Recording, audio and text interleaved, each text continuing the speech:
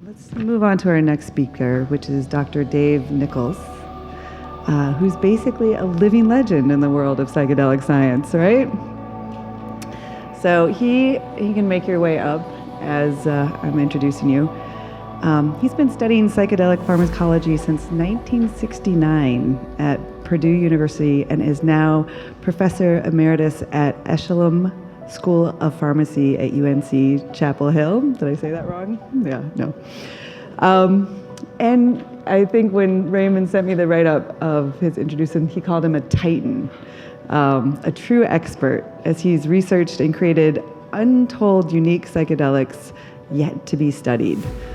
And he coined the term entactogen. Do you know what that means?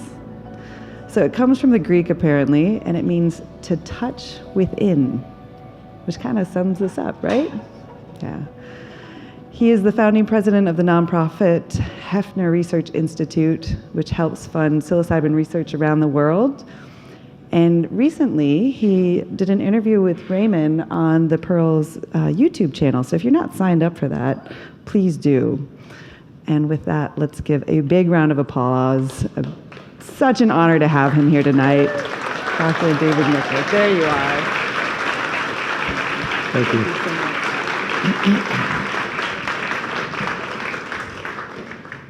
So this is a rather amazing crowd. My grandmother had a stitching needlework on the wall that said, "Patience is the foremost beauty of the mind." And patience is what you have to have. I started working in psychedelics in 1969, and I could never have imagined this day.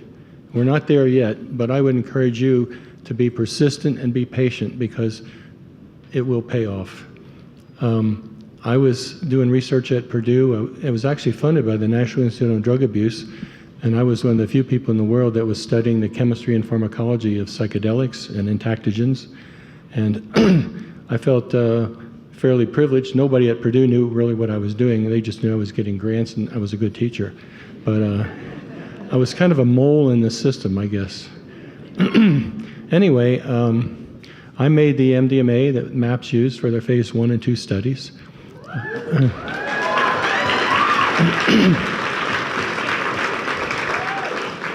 I made the DMT that Rick Strassman used for his studies of DMT, the spirit molecule.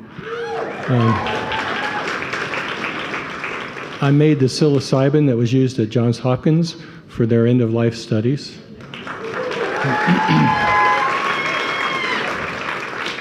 It's hard for me to talk about myself because I don't really feel like I've done a lot, but I guess I have.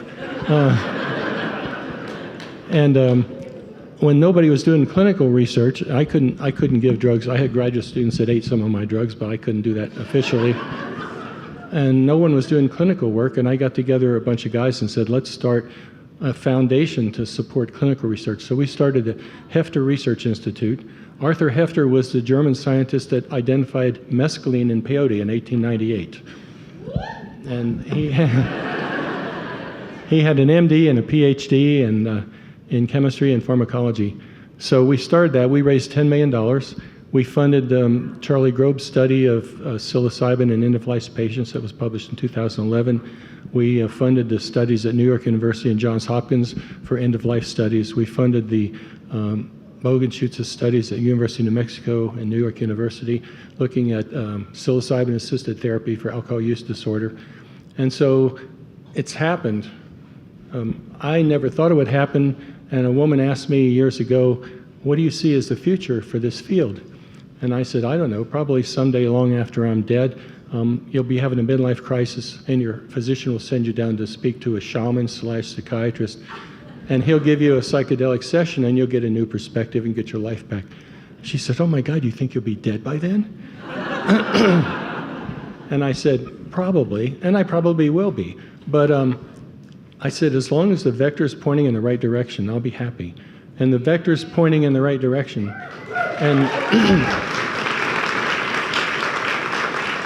And you people are evidence of that, because Raymond told me this meeting gets bigger every year.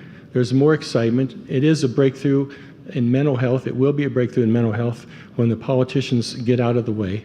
And so I think it's going to be a great future. But patience, persistence, don't give up. I mean, I've been doing this since 1969, and I never expected it would be where we are now. But we'll get there, and I'm convinced of it. And I may not get there, like Martin Luther King said, I may not get there with you, but we're going to get there. You're going to get there. And there's so many people that need this medicine. So I've probably used up my 5 minutes. Thank you.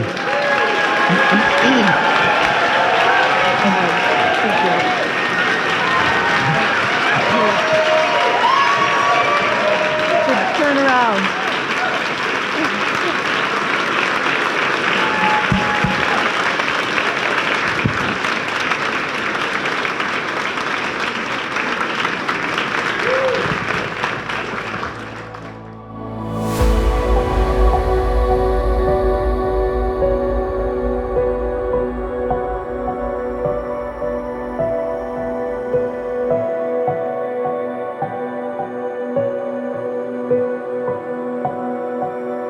Thank you for watching, and please remember to like this video and to subscribe to our channel.